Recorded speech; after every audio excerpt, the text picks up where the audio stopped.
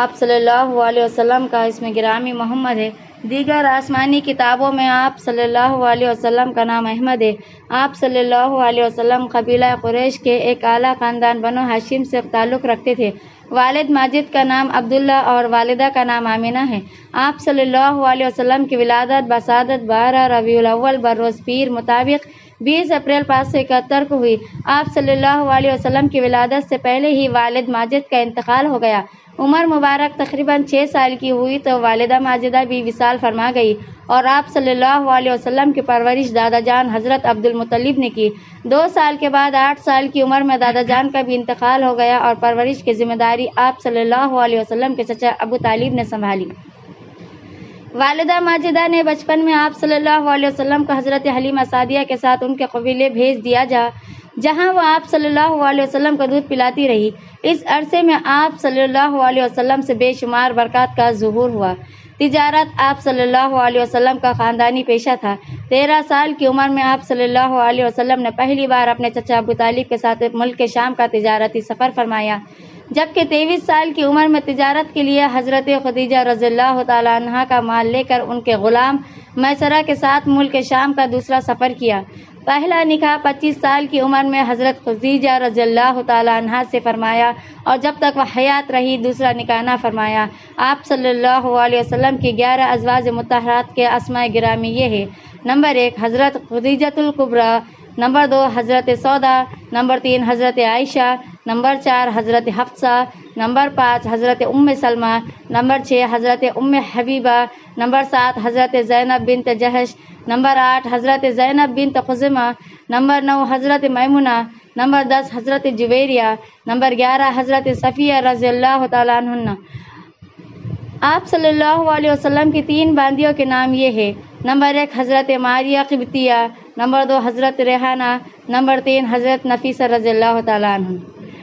آپ صلی اللہ علیہ وسلم کے 3 شہزادے ہیں: نمبر 1 حضرت قاسم، نمبر 2 حضرت عبداللہ طیب و طاہر اور نمبر 3 حضرت ابراہیم رضی اللہ تعالیٰ عنہم، اور 4 شہزادیاں ہیں: نمبر 1 حضرت زینب، نمبر 2 حضرت رقیہ، نمبر 3 حضرت کلثوم، نمبر 4 حضرت فاطمۃ الزہرا رضی اللہ تعالیٰ عنہ۔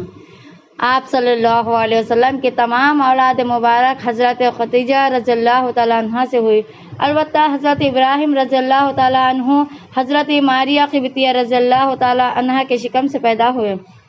40 سال کی عمر میں ہی آپ صلی اللہ علیہ وسلم نے نبوت کا اعلان فرمایا، پھر 3 سال تک پوشیدہ طور پر تبلیغ اسلام کا فریضہ سر انجام دیتے رہے۔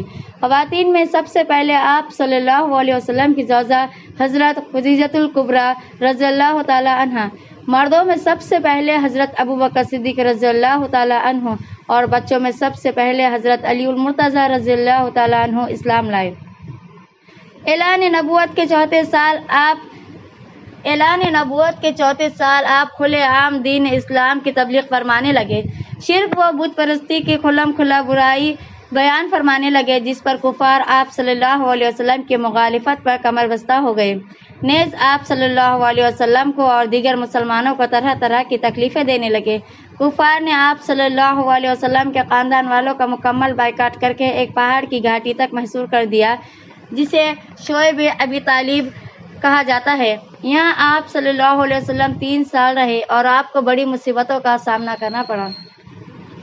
نبوت کے 13ویں سال مدینے سے آئے ہوئے 72 افراد نے اسلام قبول کیا اور واپس جا کر اپنے یہاں دعوت اسلام دینا شروع کر دی، اور رفتہ رفتہ شمع اسلام کی روشنی مدینہ سے قباء تک گھر گھر پھیل گئی۔ نبوت کے 13ویں سال سرکار مدینہ صلی اللہ تعالی علیہ وآلہ وسلم نے مسلمانوں کو ہجرت کر کے مدینہ منورہ جانے کی اجازت عطا فرمائی، اور بعد میں حضرت سیدنا ابوبکر صدیق رضی اللہ تعالیٰ عنہ کے ساتھ خود بھی ہجرت کر کے وہاں تشریف لے گئے۔ ہجرت کے بعد آپ صلی اللہ تعالی علیہ وآلہ وسلم نے مدینہ منورہ میں 10 سال قیام فرمایا۔ ان 10 سالوں میں مختلف اہم واقعات پیش آئے۔ پہلا سال مسجد قباء و مسجد نبوی کی تعمیر کی گئی۔ پہلا جمعہ ادا فرمایا، اذان و اقامت کی ابتدا ہوئی۔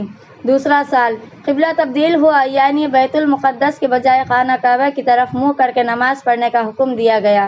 رمضان المبارک کے روزے فرض ہوئے، نماز عیدین و قربانی کا حکم دیا گیا۔ حضرت فاطمہ زہرا رضی اللہ تعالی عنہا کا حضرت علی رضی اللہ تعالی عنہ کے ساتھ نکاح ہوا۔ مسلمانوں کو غزوہ بدر میں فتح مبین حاصل ہوئی۔ تیسرا سال کفار کے ساتھ غزوہ احد کا معرکہ پیش آیا۔ ایک قول کے مطابق اسی سال شراب کو حرام قرار دیا گیا۔ چوتھا سال صلاۃ الخوف کا حکم نازل ہوا۔ حضرت امام حسین رضی اللہ تعالی عنہ کی ولادت ہوئی۔ آپ صلی اللہ تعالی علیہ وآلہ وسلم نے حضرت ام سلمہ اور حضرت زینب بنت جحش رضی اللہ تعالی عنہما سے نکاح فرمایا۔ نماز قصر اور پردے کا حکم نازل ہوا۔ پانچواں سال آپ صلی اللہ تعالی علیہ وآلہ وسلم نے حضرت جویریہ رضی اللہ تعالی عنہا سے نکاح فرمایا۔ غزوہ احزاب یعنی غزوہ خندق اور غزوہ بنی مصطلق واقع ہوئے۔ تیمم کا حکم بھی اسی سال نازل ہوا۔ چھٹا سال صلح حدیبیہ اور بیعت رضوان واقع ہوئے۔ آپ صلی اللہ تعالی علیہ وآلہ وسلم نے مختلف بادشاہوں کے نام اسلام کی دعوت پر مشتمل خطوط روانہ فرمائے۔ حبشہ کے بادشاہ حضرت نجاشی رضی اللہ تعالی عنہ نے اسلام قبول کیا۔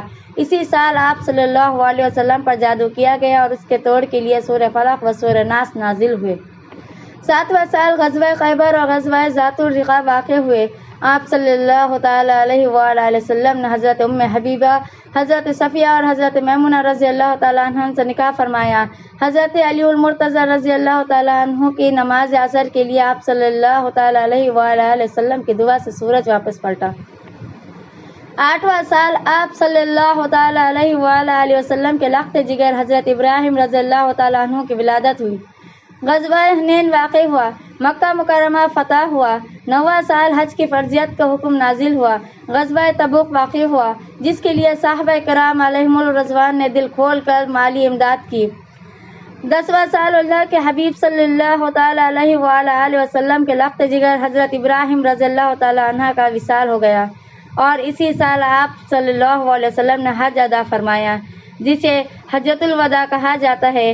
11واں سال ہجرت کے 11ویں سال 12 ربیع الاول بروز پیر بمطابق 12 جون 632 عیسوی کو 63 سال کی عمر میں آپ صلی اللہ علیہ وسلم کا وصال ہو گیا، اور حضرت سیدتنا عائشہ صدیقہ رضی اللہ تعالی عنہا کے حجرے یعنی گھر میں تدفین ہوئی۔